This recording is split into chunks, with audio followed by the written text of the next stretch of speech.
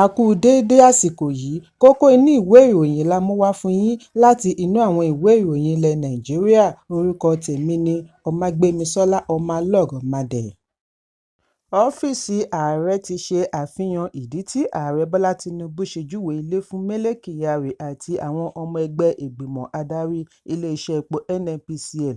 Pẹ̀lú ìgbésẹ̀ lọ́gán ni Tinubu fi yọ Kyari tí ó ti ń ṣagbátẹrù iléeṣẹ́ epo orílẹ̀-èdè láti ọdún 2019 lánàá gẹ́gẹ́ bí ara ìgbésẹ̀ láti mú ìdàgbàsókè bá ẹ̀ka epo rọ̀bì àti afẹ́fẹ́ gáàsì lórílẹ̀-èdè.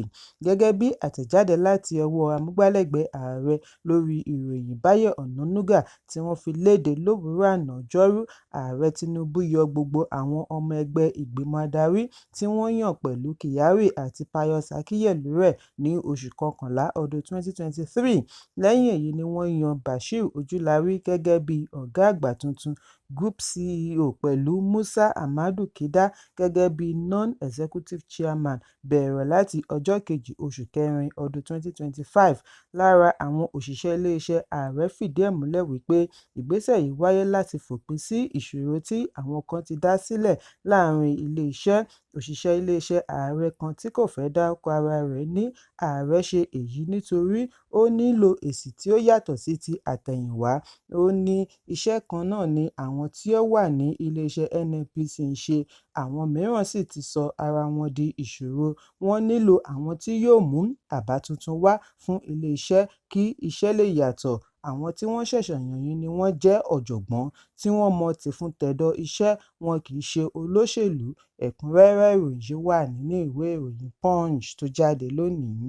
Ọ̀gbẹ́ni kan Godwin Anuka tí àwọn afurasí Fúlàní darandaran jí gbé pẹ̀lú ìyàwó àti ọmọ méjì ní agbègbè Ubulu-Uku, ìpínlẹ̀ Delta ni wọ́n ti ṣekú pa níṣẹ́jú ìyàwó àti ọmọ.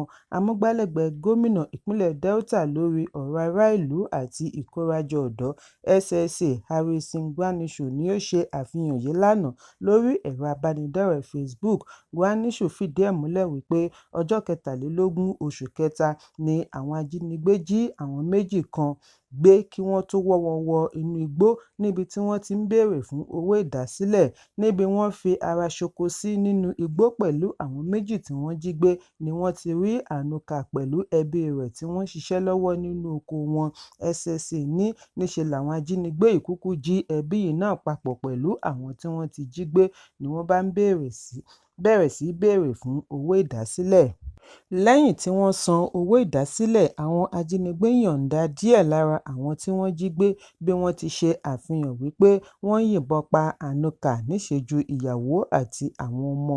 Gbogbo akitiyan láti kàn sí agbẹnusọ ọlọ́pàá ìpínlẹ̀ Bright Edafe ló já sí pàbó títí di àsìkò ìkóròyìn yìí jọ. Ẹ̀kúnrẹ́rẹ́ ìròyìn yìí wà nínú ìwé ìròyìn Punch tó jáde lónìí. Àpẹẹrẹ fi ojú hàn wípé ìjì ṣì máa jà gbé àwọn mìíràn kúrò ní iléeṣẹ́ NNPCL bí ọ̀gá àgbà tuntun onímọ̀ ẹ̀rọ Báyọ̀ Ojúlárí ṣe gba ipò lánàá gẹ́gẹ́ bí GCEO. Èyí ń wáyé bí àwọn òṣìṣẹ́ NNPCL ṣe kí ìyànsípò GCEO àti àwọn òṣìṣẹ́ ìgbìmọ̀ adarí tuntun tí ààrẹ Bọ́lá Tinubu ṣẹ̀ṣẹ̀ yàn sípò káàbọ̀. Ìwádìí akọ̀ròyìn ṣe àfihàn wípé àtúpalẹ̀ iṣẹ́ yóò bẹ̀rẹ̀ láti olú iléeṣẹ́ títí dé àwọn ẹ̀ka láìyọ ti afẹ́fẹ́ gáàsì àti agbára tuntun sílẹ̀ upstream, downstream and non-energy businesses. Lára láti rí NNPCE&P Limited, NUIMS, NETCO, NGIC, NGML àti NGPIS. Ẹ̀kúnrẹ́rẹ́ ìròyìn yìí wà ní ìwé ìròyìn Vanguard tó jáde lónìí. Sínátọ̀ àná tó ń ṣaṣojú àríwá Adamawa Ishaku Elisha Abo ti fi ẹ̀sùn kan ààrẹ ilé-ìgbìmọ̀ Godswill Akpabio wípé ó ń ṣe ìṣàkóso ilé-ìgbìmọ̀ bí ìgbà tí ó jẹ́ ilé-iṣẹ́ rẹ̀, running Nigerian Senate like a personal empire, bí ó ti ń lépa àwọn aṣòfin tí wọn kò bá ṣègbè lẹ́yìn rẹ̀. Abo tí ó fi ara hàn lórí ètò amóhùnmáwòrán Arise lálẹ́ àná ṣe ẹ̀sùn wípé Akpabio ni ó wà nídìí yíyọ àwọn sínátọ̀ tí kò bá fi ọwọ́ sowọ́pọ̀ pẹ̀lú rẹ̀. Ó ní ó sọ fún òun wípé sínátọ̀ 5 ló ṣì ń lọ. Ó ní nígbà tí òun béèrè ìdí tí wọ́n fi máa lọ ni Akpabio dá lóhùn wípé òun ni ààrẹ ilé-ìgbìmọ̀ lótìítọ́ àti lódodo. 5 nínú wọn títí kan abo fúnra rẹ̀ ni wọ́n gbọ̀n yọ. Ó ní òun kò mọ̀ wípé òun wà lára ajá tó máa fi orí kómí nígbà tí ó ṣe ìrántí ohun tí ó yọrí sí ìyànsípò Akpabio gẹ́gẹ́ bí ààrẹ ilé-ìgbìmọ̀. Abbo ní òun kọ̀ láti ṣe àtìlẹ́yìn fún un. Ó ní Akpabio wá bá òun nínú yàrá ilé ìtura láàrin aago 2 òru fún àtìlẹ́yìn, òun sì jẹ́ kí ó yé e wípé Sínátọ̀ Abdulazeez Yari lòun tẹ̀lé. Òun sì gba àdúrà àṣeyọrí fún un. Abbo ní lẹ́yìn èyí ni wọ́n fún àwọn sínátọ̀ kan ní $10,000 $10,000 ẹnìkọ̀ọ̀kan, ṣùgbọ́n òun kọ̀ láti gba owó. Bákan náà ni Abbo fi ẹ̀sùn kan Akpabio wípé kò fún òun ní àǹfààní kankan lẹ́yìn ìyọnípò.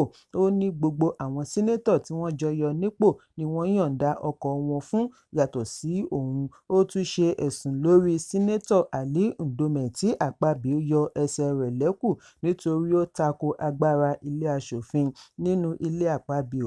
Ó ní àwọn sínátọ̀ ló ń gbé ohun mímu tíì fún un. Òun sì wí fún un wípé ó ti kúrò ní ipò gómìnà, akẹgbẹ́ rẹ̀ ni àwọn aṣòfin jẹ́, wọn kì í ṣe kọmíṣánná rẹ̀, wọn kò wá síbí láti wá máa sìn ín pẹ̀lú tíì.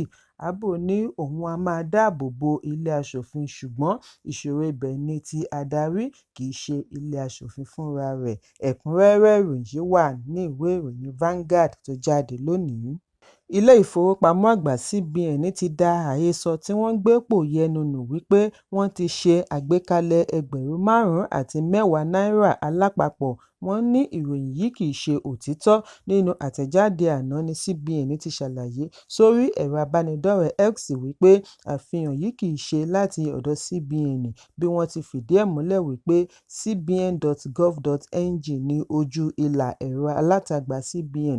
Ìgbésẹ̀ yìí ń wáyé lẹ́yìn àhesọ aṣinilọ́kàn wípé CBN ń gbèrò àti kó àpapọ̀ owó ńlá odidi síta láti fi ṣe àdínkù àti àmójútó owó àfojúrí. Abala kan àhesọ yìí tún lọ ẹ̀sùn yìí mọ́ igbákejì gómìnà Ibrahim Tahir Jr. wípé ó ti ní ọjọ́ 1 oṣù karùn-ún ọdún 2025 ni wọ́n á gbé e síta. Ẹ̀kúnrẹ́rẹ́ ìròyìn wà ní ìwé ìròyìn Vanguard tó jáde lónìí. Ààrẹ Bọ́lá Tinubu ti balẹ̀ gàjẹ̀ sí ìlú Paris, orílẹ̀-èdè Faransé lánàá fún àbẹ̀wò iṣẹ́ ọlọ́sẹ̀ méjì. Fún àkókò yìí ni yóò fi ṣe àgbéyẹ̀wò ìlọsíwájú ìṣèjọba rẹ̀ àti ọ̀nà àbáyọ sí ìpele kejì sáà rẹ̀ tó kù. Oṣù tó ń bọ̀ ni ààrẹ yóò pé ọdún 2 lórí àlééfà. Amúgbálẹ́gbẹ̀ẹ́ ààrẹ lórí ìròyìn Báyọ̀ Ọ̀nànúgà ṣàlàyé nínú àtẹ̀jáde wípé nínú àbẹ̀wò yìí ni ààrẹ yóò ti ṣe àgbéyẹ̀wò àwọn àṣeyọrí tí ó ṣe gbòógì láti ìgbà tí ó ti gbàjọba, ipa tí àwọn òfin rẹ̀ ní lórí ọrọ̀ ajé àti ìgbáradì fún ìdàgbàsókè orílẹ̀-èdè fún ti ọdún tí ó ń bọ̀. Ẹ̀kúnrẹ́rẹ́ ìròyìn wà ní ìwé ìròyìn The Nation tó jáde lónìí.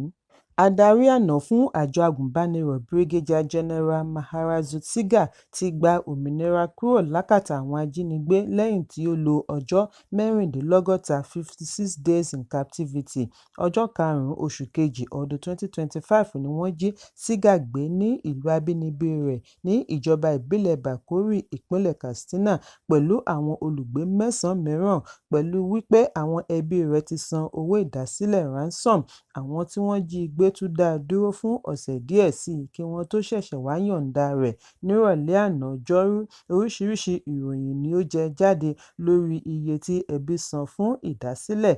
Àwọn kan ní $60 mílíọ̀nù ni wọ́n san, ṣùgbọ́n akọ̀ròyìn padà ríbi fìdí ẹ̀ múlẹ̀ láti orísun ìròyìn tí ó ṣe é fẹ̀mí tẹ̀ wípé ìlọ́po 3 owó yìí ni wọ́n san.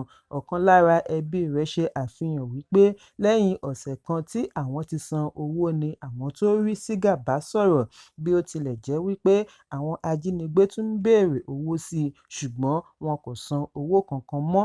Gbẹ̀yìngbẹ́yín wọ́n yọ̀ǹda Tsigah ní ayọ̀ àti àlàáfíà kí wọ́n tó wá gbé e lọ ìlú Àbújá láti Zamfara. Ọ̀gálọ́gàá òṣìṣẹ́ ológun kan fìdí ìyọ̀ǹda Tsigah múlẹ̀ bí ẹbí ṣe fi ìdùnnú wọn hàn.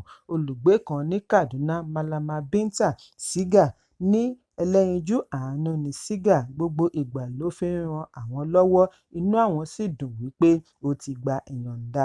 Ẹ̀kúnrẹ́rẹ́ ìròyìn wà ní ìwé ìròyìn Nigerian Tribune tó jáde lónìí. Àgbà ìràwọ̀ olórin Fuji Saheed Òṣùpá ti lérí láti dá sẹ̀ríà fún olórin Portable pẹ̀lú wípé ìyẹn ti tọrọ àforíjì ojútáyé pẹ̀lú olórin Fuji Taye Currency.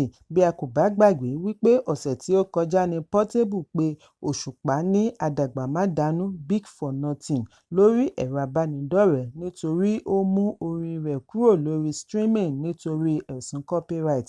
Lórí ẹ̀rọ abánidọ́rẹ̀ẹ́ Instagram ní Portable ti ṣe ẹ̀sùn wípé Òṣùpá ló fi ẹjọ́ rẹ̀ sùn lórí Spotify àti Apple Music. Lẹ́yìn ọ̀rọ̀ àbùkù yìí ni Portable tọrọ àforíjì lọ́wọ́ Saheed Òṣùpá pẹ̀lú bí ó ṣe pè é ní àdàgbàmádànù Big for Nothing. Bákan náà ni olórin Fuji Taye Currency tí ó fi ìlú Ìbàdàn ṣebùgbé sọ níbi ìpàdé pẹ̀lú ọ̀gá rẹ̀ àtijọ́ Pasuma wípé Òṣùpá jẹ́ akẹgbẹ́ rẹ̀ colleague. Ọ̀rọ̀ tí ó fa ìbínú yọ láti ọ̀dọ̀ àwọn olólùfẹ́ Òṣùpá nígbà tí ó ń fèsì ọ̀rọ̀ sí ìṣẹ̀lẹ̀ méjèèjì níbi eré kan ni Òṣùpá ti ní òun ṣì máa dá sẹ̀ríà fún un bí ó bá rò wípé òun lè yájú sí àgbàlagbà.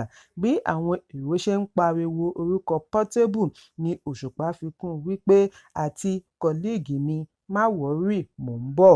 Ẹ̀kúnrẹ́rẹ́ ìròyìn wà nínú ìwé ìròyìn Daily Post tó jáde lónìí. Kókó inú ìwé ìròyìn tòní kò ní jù báyìí lọ. Ẹ pàdé mi ní ìrọ̀lẹ́ fún àkọ́tún ìròyìn. Kí a tó lọ, ẹ má ṣaláì fi àkíyèsí yín ránṣẹ́ kí ẹ sì bá wa subscribe sójú náà wa lórí YouTube kí kókó inú ìwé ìròyìn lè máa tẹ̀ yín lọ́wọ́ ní kíákíá.